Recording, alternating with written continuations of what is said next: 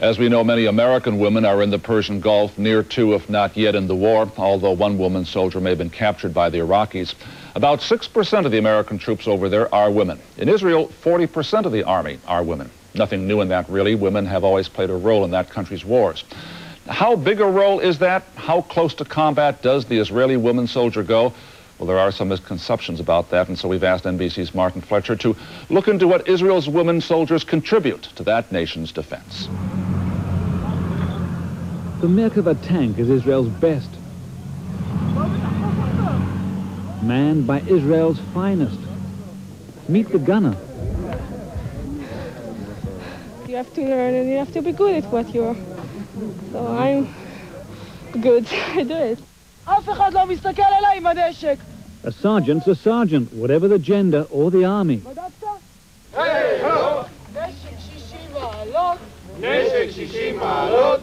Hold that rifle at 60 degrees, she shouts. Louder, I can't hear you. You can see women do anything in the Israeli army except one thing.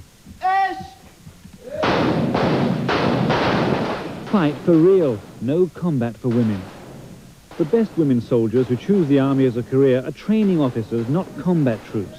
Here, Jews from 6 countries who have immigrated to Israel are taught to be Israeli men by Israeli women. The Israeli army's doctrine, the more women training, the more men in combat. They learn very fast who I am and who's the boss. Zaki Rubenstein is a platoon commander. During the basic training, sometimes I would notice that they kind of forget that I'm a girl at all. I mean, they see me as one of their fellow commanders, and even the commanders between themselves see me as one of the guys. These are new recruits fresh from high school. They're beginning 2 years compulsory service. Tiny Israel, 3.5 million Jews surrounded by 100 million hostile Arabs at war for 43 years. Everyone has to serve, like it or not. It isn't easy. In fact, for many, it's like torture. This girl's suffering from heat exhaustion. From birth, each Israeli girl knows this is her future.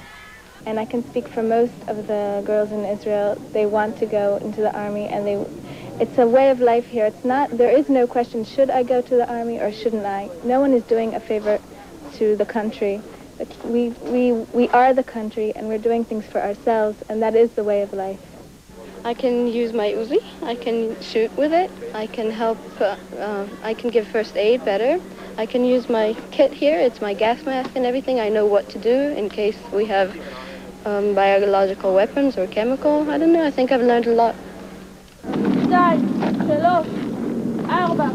9 seconds to prepare for chemical war.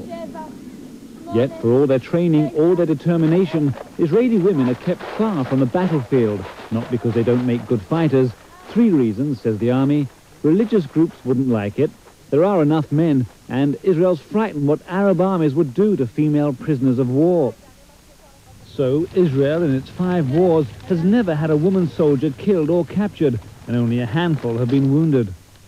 People know in this country that to be a prisoner of war in the hands of our neighbors, it's not such a good thing. Much better to be dead. Nativa Ben Yehuda is from a different generation, one of Israel's founding mothers. Before Israel was a state, she did fight on the front lines for 7 months. She spoke with producer Ron Bond. It changes your life. You are never the same person. Nativa fought against Syrians in Israel's war of independence, a war of survival against 6 Arab armies. When women fought, were captured and died alongside men. A whole squad was captured by the Arabs, and half of the squad stayed in their hands and were all killed and mutilated. And when the real people, the government people in Tel Aviv, heard about the way she was mutilated, they decided on the spot to take out all the women from the front line. But when the women were pulled out, the Jews found themselves with too few fighters against the massed Arab armies. So women like Nativa had to go back into the line, into the horrible risk of Middle Eastern war. We used to say that I'll kill myself and not be a prisoner of war. It's talking, of course it's talking. I don't know if I would have done it. Finally, having won its battle to exist, Israel set the rules it still lives with today. No women in combat, no risk of death or capture. But should women be allowed to fight? Teenage draftees don't all agree. I like it the way it is. I think it's better that men go into combat roles and that women stay in the back but help the men, you know? But still, they stay in the back and they can still raise their kids or do other things. I know that if I were given a combat position, I would do it with all my heart.